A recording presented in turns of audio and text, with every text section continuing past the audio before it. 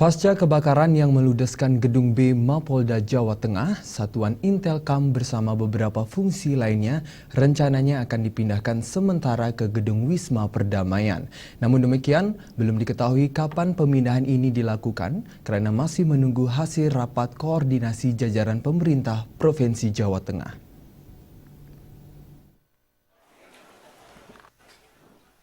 Hal ini disampaikan langsung Wakil Gubernur Jawa Tengah Heru Sujatmoko saat mengunjungi lokasi kejadian di Mapolda, Jawa Tengah.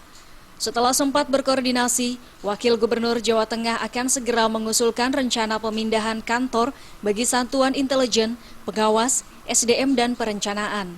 Dari rencana awal, anggota Polda Jateng dari keempat fungsi tersebut akan ditempatkan di Gedung Wisma Perdamaian yang berlokasi di kawasan Tugu Muda, Kota Semarang untuk sementara waktu. Selain memindahkan anggota, jajaran Polda Jawa Tengah bersama pemerintah Provinsi Jawa Tengah akan menginventarisasi jumlah kerugian akibat kebakaran pada Rabu siang kemarin. Tidak hanya itu, jajaran pemerintah provinsi juga akan merapatkan dan mengusahakan dana bantuan yang akan diajukan pada APBD 2016 mendatang guna perbaikan fisik. Bicara dengan kawan-kawan tadi untuk lingkungan Pemprov